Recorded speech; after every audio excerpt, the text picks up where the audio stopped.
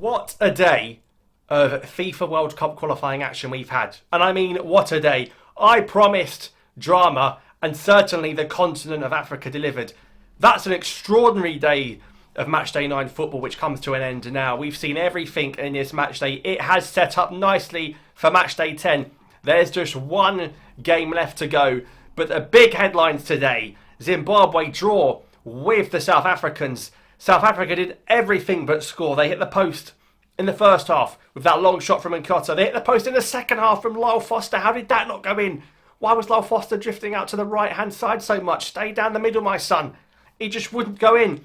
And even when the Algerian referee Mustafa Grobal sent off Knowledge Musona and Zimbabwe were down to 10, they still couldn't break them down. I'm thinking, Hugo Bruce, as soon as Musona's gone off, get the attackers on. Get, I don't know, whoever, Evidence Magopa, for example. How long did it take for Magopa to come on? Too long. Too long. And they were just desperate to score so many long shots, so many pot shots, so many shots from distance.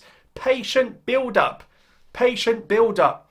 And when that Foster one didn't go in, you felt that it wouldn't be South Africa's night, even though they were playing an away game at home in a packed-out crowd with the Vuvuzelas and the lot. They nearly lost it at the end. Ronwen Williams, Mr. Reliable. That's why he gets yet another clean sheet. What a save at the end from Ronwen Williams there to deny Zimbabwe a late winner, which would have been catastrophic. But South Africa dominated the game, really. They had all the possession, they had all the chances. Zimbabwe had a couple of counters at the end. But really, Bafana should be beating a 10-man Zimbabwe who are last and have nothing to play for. They haven't. They've drawn the game 0-0. And even worse, still Mbakazi's head went. There was a lot of head losses at the end. Mbakazi went at the end with that red card. So he can't play the Rwanda game. But we'll look at that in a few days' time. But South Africa draw the game. It's not a total disaster, as we'll talk about in a second, because it's still very much possible that South Africa find themselves in the first position come the end of this group campaign, because Nigeria beat Lesotho 2-1, another game that happened in South Africa. A questionable penalty, perhaps, for that Lesotho handball. Who knows? I bet Osimhen was fuming that Truster Kong put it away. Keeper nearly saved it, by the way. And what a time for Adams to get his first goal for Nigeria to make it 2. How many times have I come on and said, don't rule out the Super Eagles, do not rule out the Nigerians. They're still very much in it. I thought it'd score a few more goals, and Lesotho made it difficult at the end, but it finished 2-1 to the Super Eagles. But the big shocker in Kigali is that Rwanda they lost in the end. A late goal for Benin. And the Cheetahs, the Squirrels of Benin, I think it's the Cheetahs now, still can't work it out. They've won in Kigali. Rwanda are now out the picture. Rwanda can't go to FIFA World Cup 2026. But Benin, top of the table by 2 points with a game left. And they go to Nigeria. They go to Uyo on the final day. And we may have come full circle, because now Nigeria have the power to send South Africa to the World Cup. That's right. If Nigeria beat Benin, which is what South Africa need, and it's a very likely situation, South Africa then host Rwanda at the same time, a Rwanda that are now already eliminated. If South Africa win and Nigeria win the last game, South Africa will go to the FIFA World Cup. There will be no more deductions. There will be no more investigations. It will be done. It will be finito.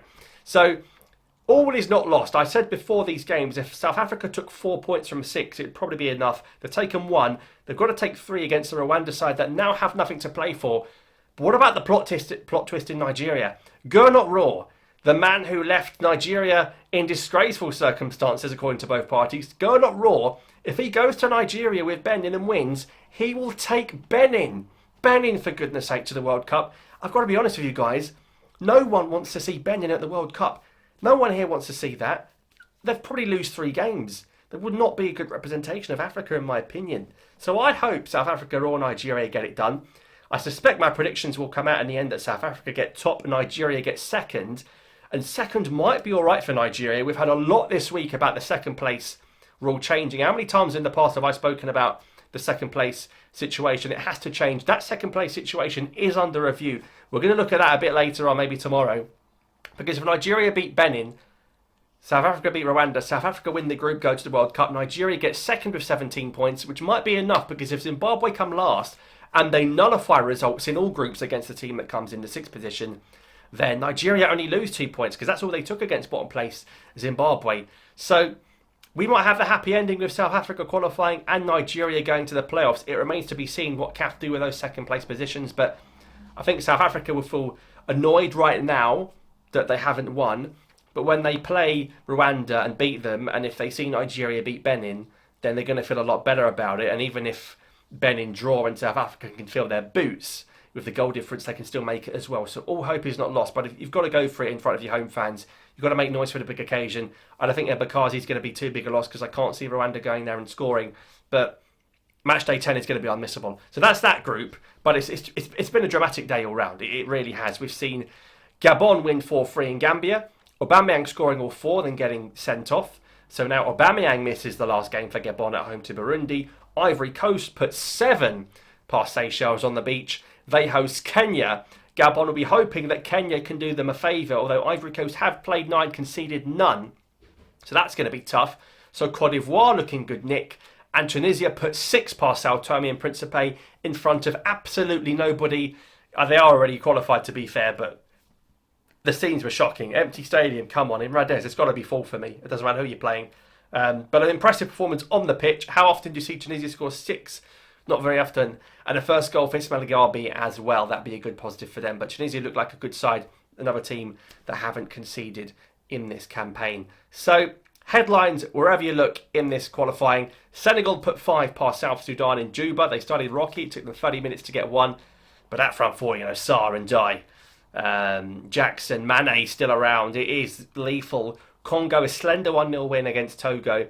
But Senegal are not going to bottle it at home to Mauritania, are they? DR Congo are really fighting for that playoff spot as well. They're going to have to win that last game against Sudan in Kinshasa. Sudan might try and spoil the party, but Sudan can't go to the World Cup now officially, which might help Congo's case. So that's the end of match day 9. We're going to look ahead to match day 10 in more detail soon and look at the second place teams. But now today, this group's going to the wire. What do you guys think? Let me know in the comments down below. Thanks for watching, and I'll see you next time.